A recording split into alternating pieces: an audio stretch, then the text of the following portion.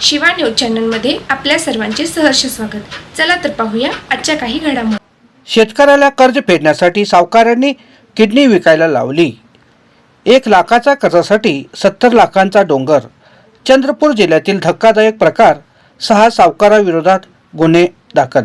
शेती आणि दुग्ध व्यवसाय या अपयशानंतर सावकारी कर्जाचा फासात अडकलेल्या एका शेतकऱ्याला कर्ज फेडण्यासाठी थेट स्वतःची किडनी विकण्यास भाग पाडण्यात आल्याची धक्कादायक प्रकार चंद्रपूर जिल्ह्यातील नागभीड तालुक्यातील मिंतूर गावात उघडकीस आला आहे। नागभीड तालुक्यातील मिंतूर गावातील शेतकरी रोशन सदाशिव कुडे यांनी सावकारी ज्याच्यामुळे आयुष्यभराचा आक्रोश व्यक्त करत प्रशासनासमोर गंभीर आरोप केले आहेत। कर्जाची विळाखातून सुटका न झाल्याची त्यांनी मंत्रालयासमोर कुटुंबासह आत्मदहनाचा इशाराही दिला आहे। दरम्यान पोलीस अधीक्षक उपस्थित सावकाराविरोधी कायदा अन्वये किशोर बावनकुळे, मनीष पाटबांदे, लक्ष्मण थरकुडे, प्रदीप बावनकुळे, संजय बल्लारपुरे, सत्यवान बोरकर या 6 जणांच्या विरोधात गुन्हा दाखल करण्यात आला आहे।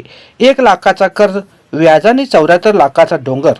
रोशन कुडे यांच्याकडे 4 एकर शेती असून कुटुंबांच्या उदरनिर्वाहासाठी त्यांनी दुग्ध व्यवसाय सुरू केला होता।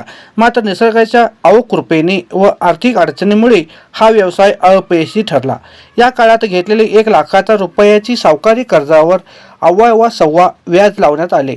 काळाच्या ओघात हे कर्ज वाढत जाऊन तब्बल 74 लाख रुपयापर्यंत पोहोचले, असा आरोप कुडे यांनी केला आहे। जमीन, ट्रॅक्टर, घरातील साहित्य विकूनही सुटका नाही।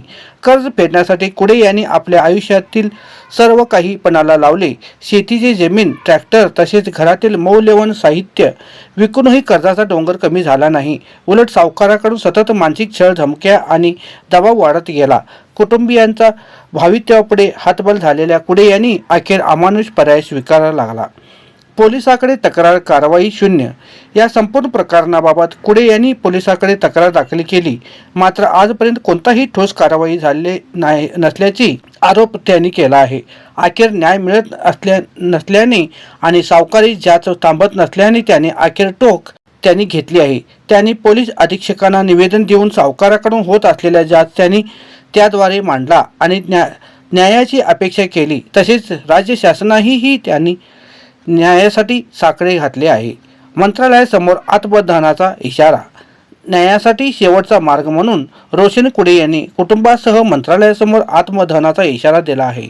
या घटनेमुळे राज्यातील सावकाराविरोधात कायद्यांचा अंमलबजावणी, शेतकऱ्याचा आर्थिक सुरक्षितता आणि प्रशासनाची संवेदनशीलता यावर गंभीर प्रश्नचिन्ह उपस्थित झाला आहे। पीडित शेतकऱ्यांनी किडनी संदर्भात केलेल्या आरोपांची वेगळी चौकशी केली जाणार आहे। वैद्यकीय अहवाल आल्यानंतर ही किडनी कर्ज फेडण्यासाठीच विकली का? कंबोडिया देशात जाऊन त्याला ही किडनी का विकावी लागली? त्याला त्याची माहिती कुणी दिली? तो तिथपर्यंत कसा गेला? हे सगळे प्रश्न चौकशीत आहेत। शिवा न्यूजसाठी शिवानंद वशेदार।